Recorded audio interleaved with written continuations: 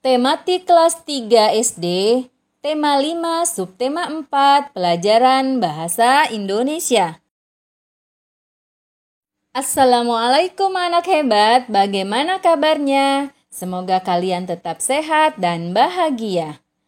Anak-anak, Ibu ingin mengingatkan kalian untuk melakukan 3M dan 1B. 3M yaitu 1. Memakai masker, 2. Mencuci tangan dengan sabun, 3. Menjaga jarak. 1B yaitu berdoa. Semoga kita semua terhindar dari segala macam penyakit dan virus. Anak-anak, tujuan pembelajaran bahasa Indonesia kali ini adalah 1. Siswa dapat mengidentifikasi informasi yang berkaitan tentang cuaca, musim, dan iklim dengan tepat. 2. Siswa dapat mengidentifikasi dan menulis pokok-pokok informasi yang berkaitan tentang cuaca, musim, dan iklim menggunakan kosakata baku dan kalimat efektif dengan benar. Tujuan itu berasal dari kompetensi dasar yaitu 3.3 menggali informasi tentang perubahan cuaca dan pengaruhnya terhadap kehidupan manusia yang disajikan dalam bentuk lisan, tulis, visual, dan atau eksplorasi lingkungan. Anak-anak, sebelum kita membahas tentang cuaca, musim, dan iklim, kita bahas terlebih dahulu tentang kalimat efektif. Apa itu kalimat efektif? Kalimat efektif adalah kalimat yang disusun dengan memperhatikan ejaan yang disempurnakan dan pemilihan kata yang tepat sehingga mudah difahami. Ciri-ciri kalimat efektif adalah 1. Menggunakan pemilihan kata yang tepat. 2. Ada subjek atau pelaku perbuatan dan predikat yang dilakukan oleh subjek. 3. Penulisan sesuai ejaan yang disempurnakan. Misalnya tanda baca, huruf besar dan huruf kecil, dan lain-lain. 4. Menekankan pada gagasan pokok kalimat atau isi dari kalimat tersebut. 5. Tidak memakai kata-kata mubazir. Kata-kata mubazir adalah kata-kata yang berlebihan. Misalnya, sudah ada kata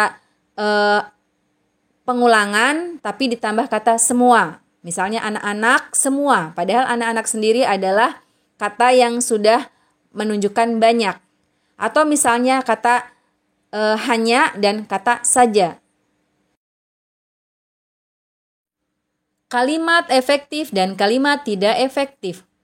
Contoh kalimat efektif adalah 1. Putri gemar menggambar. Putri subjek, gemar menggambar adalah predikat. 2. Ibu memasak ayam goreng di dapur. Sudah ada subjek dan predikat. Dan ditambah juga ada objek atau yang dilakukan ibu. Di dapur itu juga keterangan. Ayah mencuci mobil di halaman. Sudah ada subjek yaitu ayah. Mencuci predikatnya. Mobil objek atau yang dilakukan oleh ayah. Kemudian di halaman adalah keterangan.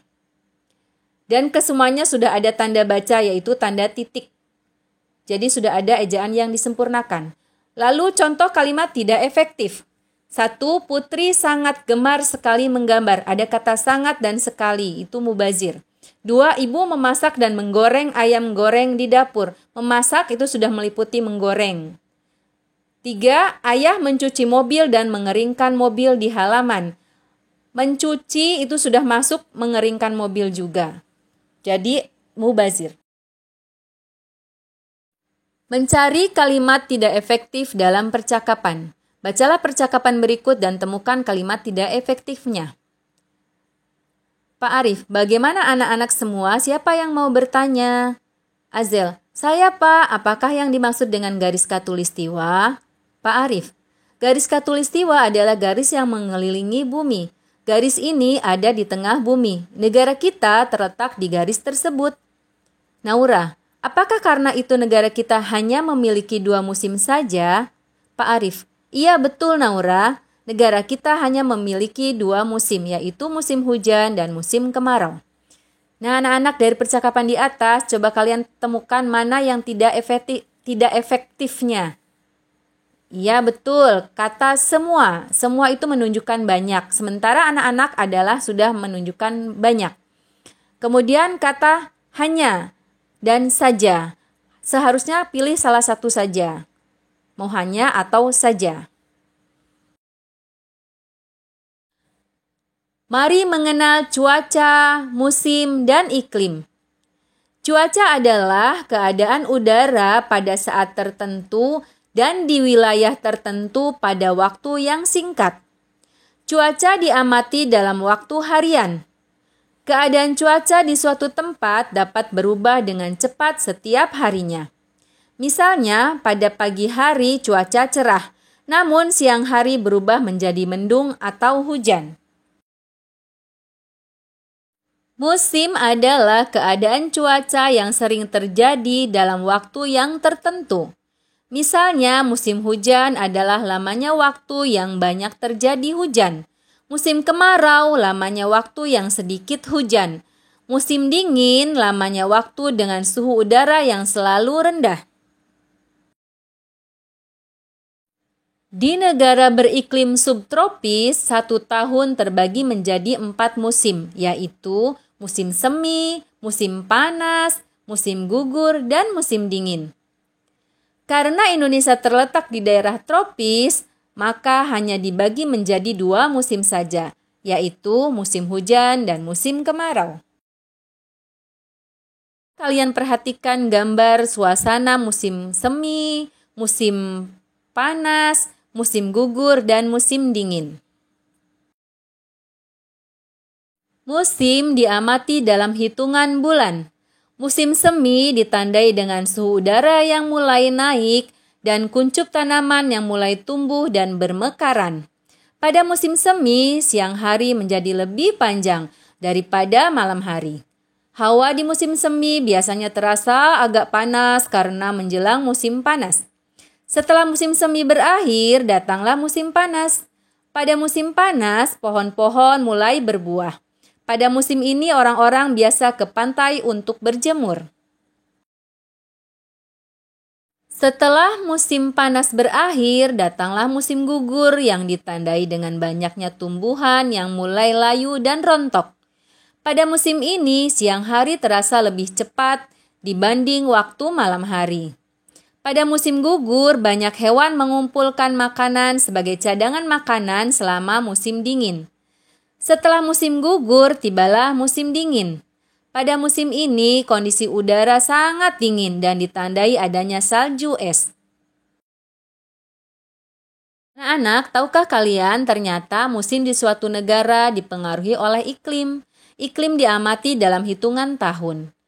Iklim adalah pola terjadinya cuaca di suatu tempat dalam jangka waktu yang lama. Macam-macam iklim. 1. Iklim tropis. Negara-negara beriklim tropis antara lain Indonesia, Malaysia, Brunei, India, Hong Kong, Arab Saudi, Brazil, Peru, negara di Amerika Tengah, Nigeria, Kongo, Madagaskar, dan Kenya. 2. Iklim subtropis. Negara-negara beriklim subtropis antara lain Iran, Irak, Nepal, Tiongkok, Jepang, Korea Utara dan Selatan, Afrika Selatan, Mesir, Australia bagian selatan, Chile, dan Turki. 3. Iklim sedang. Negara-negara yang beriklim sedang antara lain Mongolia, Inggris, Irlandia, Perancis, Jerman, Denmark, Italia, Rumania, Ukraina.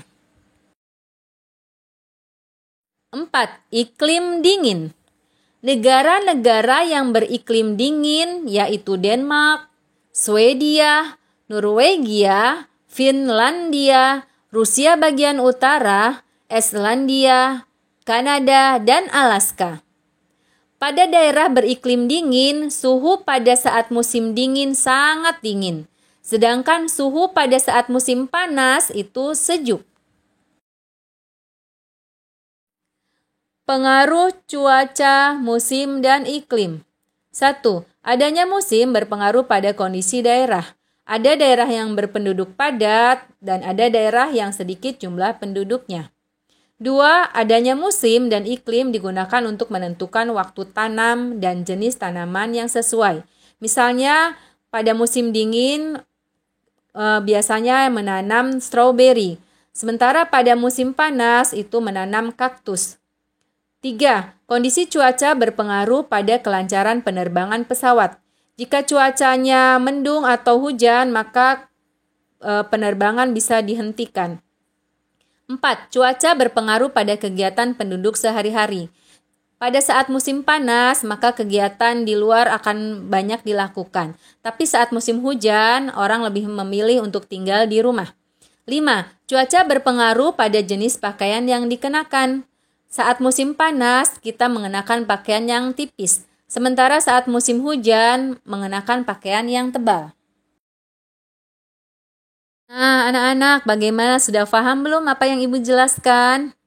Ya, Ibu punya pantun nih, burung pipit, burung cendrawasih. Ibu pamit, terima kasih. Wassalamualaikum warahmatullahi wabarakatuh. Sabilul huda, taat, hebat, juara.